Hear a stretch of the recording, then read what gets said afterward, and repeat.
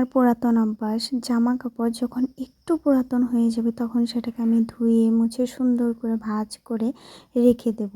আর ৬ মাস পর আবারও বের করে পরবো। তো এরকমই একটা ঘটনা হয়েছে, তবে একটু ব্যতিক্রম। আসসালামু আলাইকুম, সবাই কেমন আছেন? ভেবেছি যে দাওয়াতে যাব, তো তার আগেই আমি এই জামাটা বানিয়ে নিই। এটা আমার একটা জামদানি শাড়ি ছিল, আর জামদানি শাড়ি কিন্তু অনেক মোটা থাকে, গরমের দিনে পরা ইম্পসিবল ব্যাপার।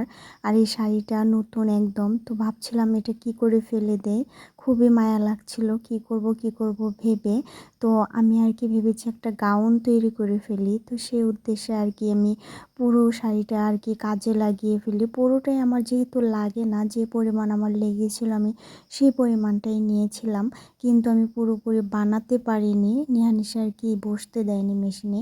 তো কি করব, দাওয়াত বাড়ি তো যেতেই হবে। এদিকে নিহানিশাকে নিয়ে বের হয়েছি, আজকে শাড়ি পরে যাব, তো তাও হলো না।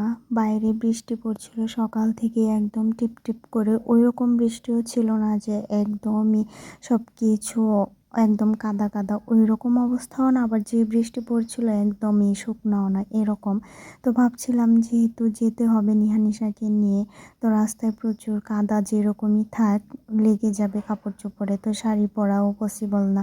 যেহেতু গাউনটাও পুরো বানিয়ে শাড়িনি, আর শাড়িও পরতে পারিনি, তো আমার কালকের যে জামাটা গায়ে ছিল সেটা পরে আর কি বের হয়ে গেলাম। তো ওই বাড়ি থেকে পৌঁছালাম, গিয়ে দেখি যে গ্রামে আর কি যেরকম হয় স্বাভাবিক ব্যাপার, তো সেভাবেই সবাই খেতে বসেছে। তো আমরাও আর কি খেতে বসবো একটু পর। আর যেহেতু বৃষ্টি পড়ছিল, সবাইকে একসাথে খেতে দেওয়া সম্ভব ছিল না, তো তার জন্য আর কি আমরা বারান্দায় অপেক্ষা করতেছিলাম যে পুরুষ মানুষ যারা আছে ওরা খেয়ে নিক, তারপর আমরা খেতে বসবো। তো সিরিয়াল অনুযায়ী বাচ্চা কাচ্চা যারা ছিল সবাই খাচ্ছিল, আর এদিকে নিশা নিহা আর কি বসেছিল, ওরাও অপেক্ষায় ছিল যে কখন বসবে। তো আমাদের অপেক্ষার বয়স শেষ হলো। আর আসলে গ্রামে দেখা যায় সবার সাথে একসাথে বসে খাওয়ার মজাটাই আলাদা। আমি যে বাড়িতে গিয়েছিলাম দাওয়াত খাওয়ার জন্য সেটা আর কি আমার ফুফু শাশুড়ির বাড়ি।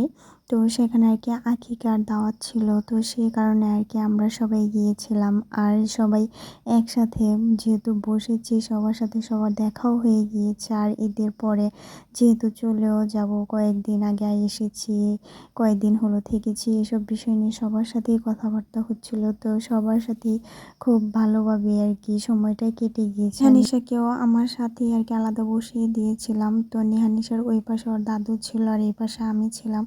তো ওরা দুজনও নিজেদের মতো করেই খাচ্ছিল। খাওয়াতে বসার পরে আবারই বৃষ্টি শুরু হচ্ছিল, আর আমরা খুব তাড়াতাড়ি করে তখন খাওয়া শেষ করে আবারও বাড়ির দিকে রওনা দিয়ে দিলাম, যেন তাড়াতাড়ি বাড়িতে ফিরতে পারি। বৃষ্টিটা শুরু হওয়ার আগে যত বিপদ আপদ হোক, নিজের বাড়িতে এসে হোক, অন্যের বাড়িতে যেন কিছু না হয়, সেই কারণে তাড়াতাড়ি চলেই আসলাম।